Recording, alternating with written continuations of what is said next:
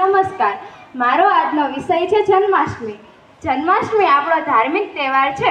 જન્માષ્ટમી એટલે શ્રી કૃષ્ણ ભગવાનનો જન્મદિવસ. તેમનો જન્મ શ્રાવણ વદ આઠમની રાતે મથુરાની જેલમાં થયો હતો. તેમની માતાનું નામ દેવકી અને પિતાનું નામ વાસુદેવ હતું. દેવકીનું 8મું સંતાન કંસનો નાશ કરશે તેવી ભવિષ્યવાણીથી ગભરાઈને કંસે દેવકીને અને વાસુદેવની જેલમાં પૂર્યા હતા. મધ્યરાત્રિએ શ્રી કૃષ્ણનો જન્મ થયો એટલે વાસુદેવે કંસના અત્યાચારથી બચવા માટે કૃષ્ણને ગોકુલના નંદરાજાને ઘેરે મૂકી આવ્યા હતા અને જશોદાની દીકરીને પોતાની સાથે લઈ આવ્યા હતા. આથી કૃષ્ણના જન્મદિવસને ગોકુલ અષ્ટમી પણ કહે છે. જન્માષ્ટમીનો તહેવાર બધા ખૂબ જ ધૂમધામથી ઉજવે છે.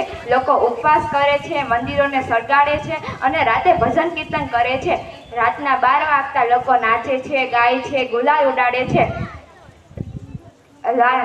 કૂદે છે અને ગુલાલ ઉડાડે છે. જય કનૈયા લાલ કી તે પછી પંચીનો પ્રસાદ વેચવામાં આવે છે અને પારડામાં ઝૂલતા કૃષ્ણને સૌ દર્શન કરે છે. મહારાષ્ટ્રમાં ઘેર ઘેર આનંદ ભયો જેવો મટકી ઉજવવામાં આવે છે.